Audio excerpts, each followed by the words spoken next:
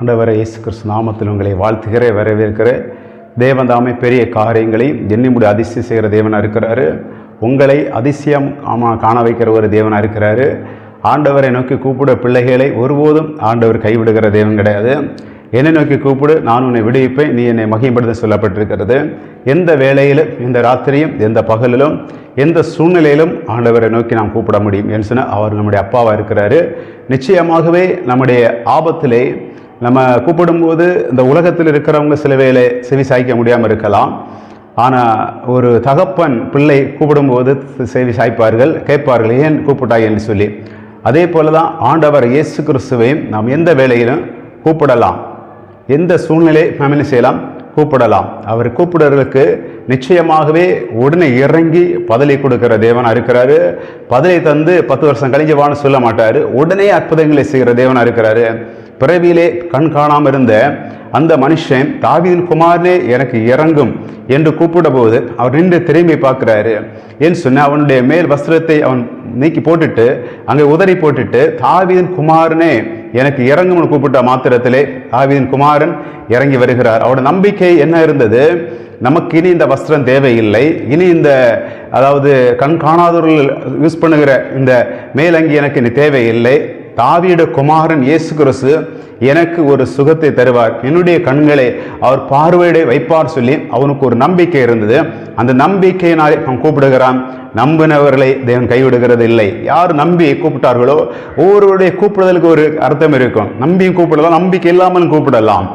செவி சாய்க்காமல் போகட்டும் அப்படி சொல்லி கூப்பிடலாம். ஆனால் இங்கே இந்த பிறவியிலே கண் காணாது இருந்த அந்த மனுஷன் என்ன செய்ய, தாவீதின் குமார் எனக்கு இறங்கும், உனக்கு நான் என்ன செய்ய வேண்டும் என்று கேட்டு ஆண்டவர் அந்த இடத்திலே சுகத்தை கொடுக்கிறாரு. அதே போலதான் இங்கே வேதம் சொல்லப்பட்டிருக்கிறது. தன்னுடைய மகள் சாசன் போற இடத்துல வீட்டில் இருக்கிறார். அப்பொழுது அவள் இயேசு தேடி வருகிறார். இயேசு தேடி வரும்போது இயேசுட்ட பின்னாலே வருகிறார், என்னுடைய மகளுக்கு சுகம் வேண்டும் என்று. அப்போ இயேசு சொல்லுகிறாரு, பேசாமல் இருக்கிறாரு. மறுபடியும் அவர் சொல்லுகிறாரு, பிள்ளையோட அப்பத்தை எடுத்து நாய்க்குட்டிகளுக்கு போடு சரியோ அப்படி கேட்கும்போது அந்த தாயார் சொல்லுகிறார், மேஜையில் விழுகிற துணியை அதாவது எச்சில் கீழே விழுமே, அது நாய்க்குட்டியில் சாப்பிடுமே, அது எனக்கு போதும் அப்படின்னு சொல்லிட்டு அவள் சொல்லுகிற பாருங்க. அவள் சொன்ன வார்த்தை ஆண்டவர் கவனிக்கிறாரு. ஏன் சொன்ன, இவளை நாயின்னு சொன்ன போது கூட இவள் என்னை விட்டு போகவில்லையே. அப்போது அவள் சொல்ல, உண்மைதான், நாய்க்குட்டி தான், ஆனாலும் அந்த நாய்க்குட்டிகள் மேஜையிலிருந்து எஜமான்கள் பிள்ளைகள் பெரியவர்கள் சாப்பிடுறது எச்சில் கீழே விடும், அதை நாய்க்குட்டிகள் சாப்பிடும், அதை யாரும் ஒன்று செய்ய முடியாது, யாரும் அதை எடுக்க மாட்டார்கள். அதே மாதிரி உங்கள் பிள்ளைகளுக்கு நீங்கள் கொடுங்க அற்புதங்களை, அதிசயங்கள் செய்யுங்க, ஆனால் அதில் கொஞ்சம் துணிகை கீழே விடும் இல்லை, அது எனக்கு போதும் சொன்ன மாத்திரத்திலே ஆண்டு சொல்ல, நீ சொன்ன வார்த்தை நிமித்தம் போகலாம். அவர் சொல்கிறாரு, நீ சொன்ன வார்த்தை நிமித்தம் போகலாம். அவர் என்ன சொன்ன, அவங்க என்ன சொன்னாங்க, நான் நாய்க்குட்டி தான் அப்படி சொன்ன மாத்திரத்தில் உன் வார்த்தையின்படி நீ போகலாம் சொன்ன மாத்திரத்தில் அவள் புறப்பட்டு என்ன செய்கிறார், போகிற அந்நேரத்தில் வேதம் சொல்லுகிறது, தன்னுடைய மகள் ஆரோக்கியம் அடைந்தாள். அவள் போகும்போது மகள் என்ன செய்கிறார், சுகமடைந்து பிசாசு அவளை விட்டு வெளியேறி அவள் கட்டிலே படுத்திருக்கிறதே அவங்க பார்க்குறாங்க. நிச்சயம் இந்த வேளையிலே நீங்க சொல்லுகிற வார்த்தை எப்படி இருக்கிறதோ, நான் நாய்க்குட்டியா, நீ எப்படி நாய்க்குட்டின்னு சொல்லலாம் அப்படின்னு கேட்காதபடி என்ன சொல்லுகிறாரோ, நீங்க உங்க வாயிலிருந்து என்ன வார்த்தை வந்தது, நான் ஒரு நாய்க்குட்டி தான் சொன்ன மாத்திரத்திலே அந்த வியாதி என்ன செய்கிறது, அந்த பிசாசின் போராட்டம் அதை விட்டு என்ன செய்ய விலகி போகிறதை நாம் என்ன செய்ய பார்க்க முடிகிறது. உங்களுடைய வாழ்க்கையில் அப்படிதான் சில காரியங்கள் இருக்கலாம். நீங்க உங்களை பார்த்து உங்களுக்காக நான் ஜெபிக்க முடியாது, நீங்க போங்க அப்படி சொன்ன மாத்திரத்தில் நம்ம என்ன செய்கிறோம், கௌரவம் போகிறோம், ஐயோ அவங்க எனக்கு ஜெபிக்க மாட்டோம் சொல்லி இருக்கிறாங்க போகிறோம். ஆனால் தன்னை தாழ்த்துகிறாள். பாருங்க, நான் நாய்க்குட்டி தான், நாய்க்குட்டிகள் எச்சில் சாப்பிடுமே, என்னுடைய மகளுக்கு அதில் கொஞ்சம் கொடுங்க, அதில் என்னுடைய மகள் சுகமாகட்டும். அப்பொழுது அவள் ஏதோ ஒரு கடமைக்காக, சிலவும் கடமைக்கு வருவாங்க, இயேசுவையும் தேடி பார்ப்போம், மருந்தையும் தேடி பார்ப்போம், மந்திரவாதையும் தேடி பார்ப்போம் அப்படி சொல்லிட்டு கடமைக்கு வருவாங்க. இங்கே ஆண்டவர் செக் பண்ணுகிறார், இவள் கடமைக்கு வந்தாளா, மெய்யாகவே இவளுடைய மகளுக்கு ஒரு சுகம் வேண்டும் என்று வந்தாளாம் என்பதே ஆண்டவர் அங்கே ஒரு சின்ன சோதனை சோதிக்கிறாரு. நம்முடைய வாழ்க்கையிலும் கடவுளை தேடும் போது, ஆண்டவரை தேடும் போது மெய்யாகவே நமக்கு இந்த காரியத்தில் ஒரு விடுதலை வேண்டும், மெய்யாகவே என்னுடைய பிள்ளைகளுக்கு ஒரு மாற்றம் வேண்டும், எனக்கு ஒரு மாற்றம் வேண்டும் என்று நம் மெய்யாகவே இயேசுதான் சுகம் தருவார், இயேசுதான் இந்த காரியத்தை விடுவிப்பார் என்று அவரை நம்பி போகிறோமா? இல்லை, அவரையும் பார்ப்போம், அவரையும் தேடி பார்ப்போம். முடியவிட்டால் நம்ம இன்னொரு ஆளை தேடி பார்ப்போம். நம்ம ஒரு ஆள்கிட்ட ஒரு உதவிக்கு போகிறோம், நீங்க போய் கேட்கிற துணையிலே அவர்களுக்கு தெரியும், இவங்க என்னை நம்பி தான் வந்திருக்கிறாங்க, முழுசா என்னை நம்பி வந்திருக்காங்க, அவங்க கண்டிப்பாக செய்ய வேண்டும் என்று அவங்க செய்வாங்க.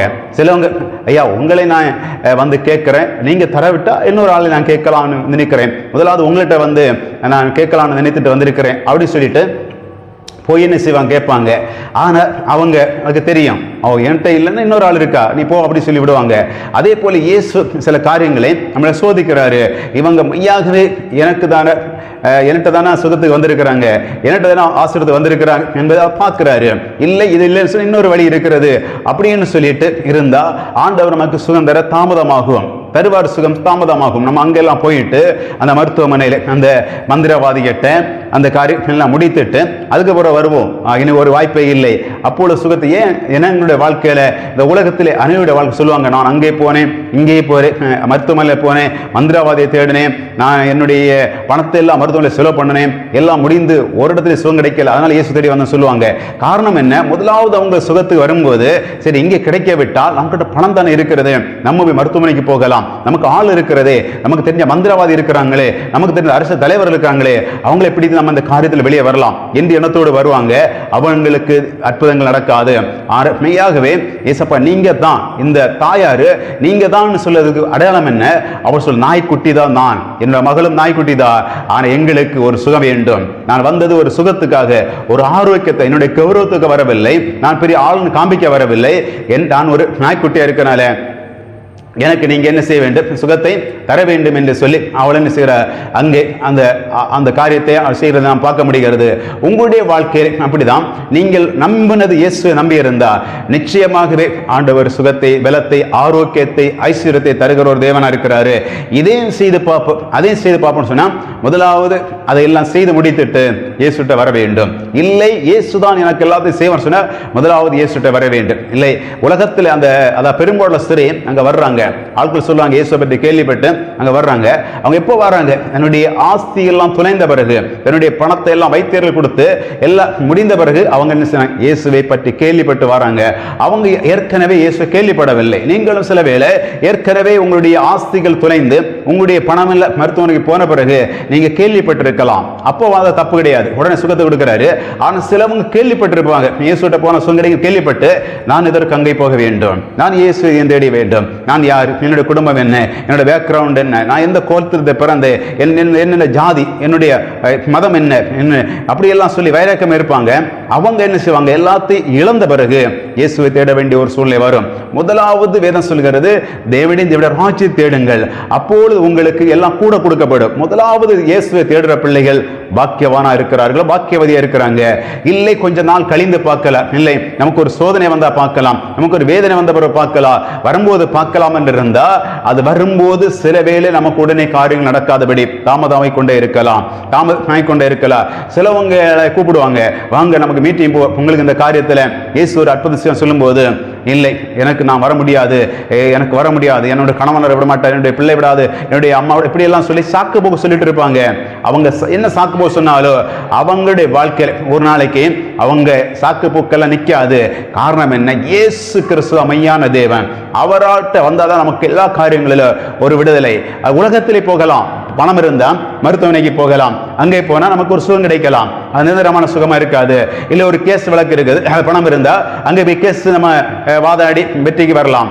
ஆனா நிரந்தரமான ஒரு விடுதலை, நிரந்தரமான ஒரு வெற்றி கிடைக்க வேண்டும் என்றால் ஆண்டவர் இயேசு கிறிஸ்துவை தேடி வர வேண்டும். அவரை தேடும் போது என்னை கேளுங்கள், என்னை தேடுங்கள், அப்பொழுது கண்டடைவீர்கள் சொல்லப்பட்டிருக்கிறது. என்ன காரியம் உங்களுக்கு காண முடியவில்லையோ, பணத்தை காண முடியவில்லையா, சுகத்தை காண முடியவில்லையா, நிம்மதியை காண முடியவில்லை, சமாதானத்தை காண முடியவில்லை, சந்தோஷத்தை காண முடியவில்லை, வெற்றியின் ஒரு வாழ்க்கை காண முடியவில்லையா, என்னை தேடுங்கள், அப்பொழுது கண்டடைவீங்க. என்னெல்லாம் கண்டட முடியாம இருக்கிறதோ எல்லாம் காணவில்லை, நானும் இத்தனை காலத்தில் 1 லட்சம் ரூபாய் பார்த்ததே இல்லைன்னு சொல்லிட்டு இருக்கலாம், ஒரு 5 லட்சத்தை பார்த்தது இல்லைன்னு சொல்லலாம், நான் என்னுடைய வாழ்க்கையில் இவ்வளவு வருஷத்துல என்னுடைய சரீரத்தில் ஒரு சுகத்தை நான் பார்த்தது இல்லைன்னு சொல்லிக் கொண்டிருக்கலாம், என்னோட வாழ்க்கை ஒரு வெற்றியை நான் பார்த்தேன்னு சொல்லிக் கொண்டிருக்கலாம். அதெல்லாம் நீங்க காணும்படி என்னை தேடுங்கள் அப்போது கண்டடைவேன்னு சொல்லப்பட்டிருக்கிறது. இயேசுவை தேடும் போது எல்லாத்தையும் கண்டடைவீங்க. இதுவரை காணாத வேலைகள், இதுவரை காணாத பதவிகள், இதுவரை காணாத சுகத்தை, இதுவரை காணாத உயர்வை நீங்க கண்டடையத்தக்க காரியங்களை ஆண்டவர் இயேசு கிறிஸ்து செய்கிற ஒரு தேவனாக இருக்கிற உங்களுடைய கண்கள் காண போகிறது. உங்கள் கண்கள் மாத்திரமல்ல, இவங்க இயேசு தேடினாரு, இவங்க இயேசு ஆராதித்தாருங்க, இவங்க வாழ்க்கையில் வெற்றி தோல்விகள் அதாவது என்று ஒன்றுமே இந்த உலகத்தில் கிடையாது. எல்லாமே வெற்றி தான், எல்லாமே வெற்றி தான். பாருங்க, நமக்கு சில தோல்வி போல் இருக்கும், இன்னொருவருக்கு அது வெற்றியாக மாறுகிறது. உங்க பிசினஸ் சில வேளை நஷ்டப்பட்டிருக்கலாம், இன்னொரு பிசினஸ் ஆசீர்வதிக்கப்பட்டிருக்கலாம். உங்க கையிலிருந்து ஒரு ஒரு ஒரு பூமி போயிருக்க, இன்னொரு வாங்கி இருக்கலாம். கையிலிருந்து வீடு போயிருக்கலாம், இன்னொரு வாங்கி இருக்கலாம். இப்படி ஒவ்வொரு காரியங்களும் இன்னொருக்கு அது என்ன செய்யறது, வெற்றியாக மாறுகிறது. அது ஒரு நாளைக்கு திரும்பி உங்ககிட்டையும் வரும் வெற்றி.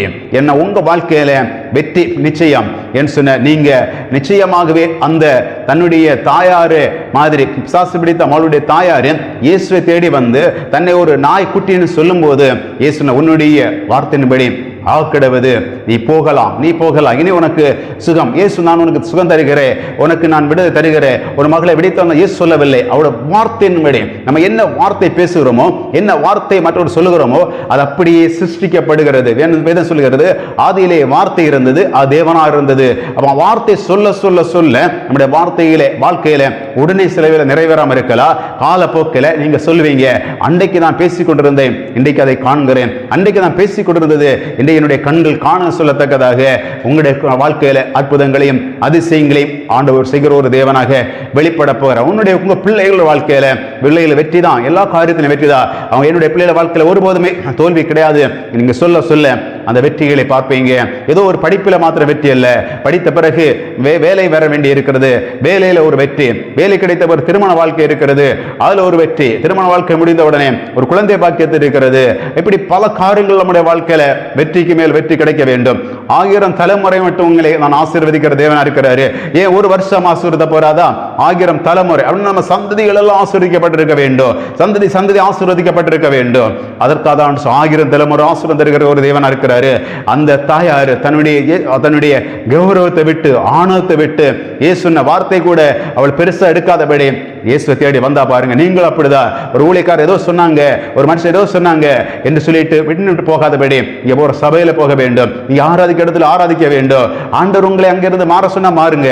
அதுவரை இங்க என்ன செய்ய வேண்டும், அவங்க என்ன பேசினாலும் நீங்க போகும்போது ஆண்டவர் அதை பார்க்கிறாரு. என் பிள்ளைகளை இவ்வளவு தூரத்துக்கு பேசின பிறகு, இவ்வளவு தூரம் கண்டுகொள்ளாம விட்ட பிறகு கூட அவங்க என்ன தேடி வர்றாங்களே, இவங்களுக்கு ஒரு அற்புதம் செய்ய வேண்டும். அந்த சீசர் சொன்னாங்க, உம்மை தேடி வந்து கொண்டே இருக்கிறார், உம்மை அதட்டி கொண்டே இருக்கிறார், பின்னால வந்து கொண்டே இருக்கிறார், ஆண்டவரே இவளுக்கு ஒரு அற்புதம் செய்யுங்க என்று சீசர் சொல்றாங்க. பாருங்க, நம்ம திரும்ப திரும்ப முடியாது என்று சொன்னா கூட, அது நடக்கான்னு சொன்னா கூட திரும்ப திரும்ப திரும்ப போகும்போது நிச்சயமாகவே ஆண்டவர் அதை பார்த்து இரக்கம் உள்ள தேவனா இருக்கிறாரு.